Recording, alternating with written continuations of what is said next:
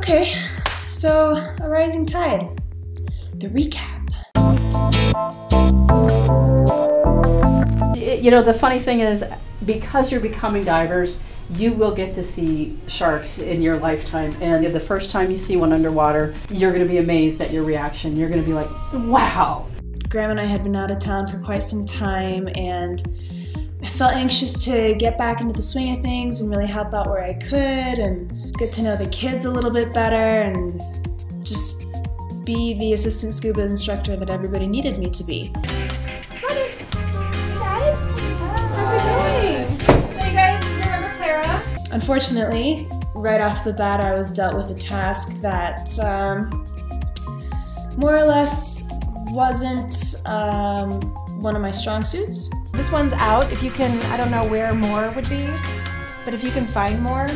Is this your torch? That's the torch from the service department. Wow. And I did my best to try and figure it out, because unfortunately having a foggy mask is really difficult and can be really stressful, and so it's clear that these kids shouldn't be diving with masks that can fog. Let's go find a torch. I don't even know how to use this.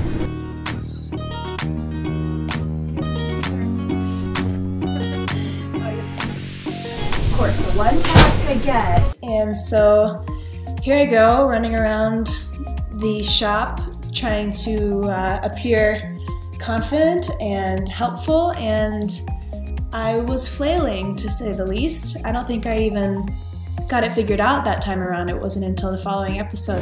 For brand new masks, so there's a little film on the inside of a mask that makes it fog really easily right when you get it. You should either rub it with some toothpaste or a torch and try to get that initial layer off so that the kids don't have a hard time seeing underwater.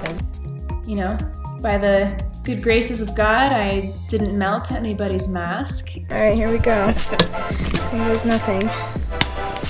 So let's see, what else? Episode 8. The kids also got to meet Dr. Mikki, which was really exciting. Dr. Mikki is an incredible marine scientist and specializes in sharks, hammerhead sharks. I'm the director of Ocean First Institute, which is the nonprofit arm of all of the Ocean First family. The mission of the organization is research and education, and our whole goal is conservation. And there's a stigma in today's society. Humans and sharks have a complicated relationship, to say the least, so it's really helpful to have someone as bright and bubbly and knowledgeable as Dr. Mikki come in and talk to these kids and get to teach them about just how important sharks are in the ocean. Some of the most prominent things that stood out from Dr. Mikki's presentation on sharks was you're more likely to get bitten by a New Yorker on the subway than to be bitten by a shark. And how little threat they pose to us and how great a threat we pose to them. How many of you guys have heard of shark finning?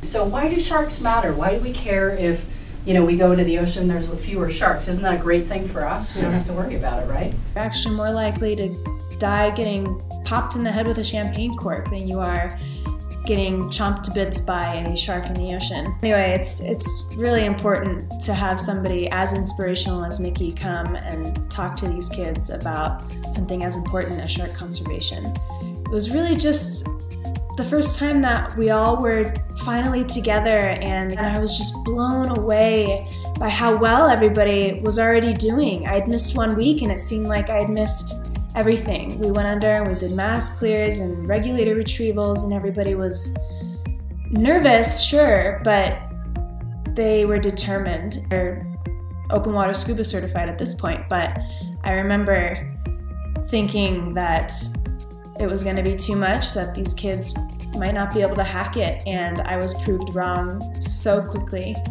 So it's fun to recap some of the earlier stages, and I look forward to going through a few other episodes with you, and we're really excited to share these behind-the-scenes little fun tidbits from the Rising Tide series.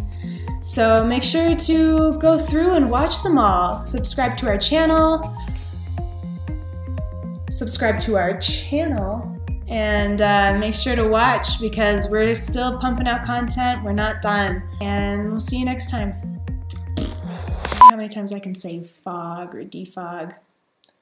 Can you hear the sound of my cat peeing? Good boy, Boo.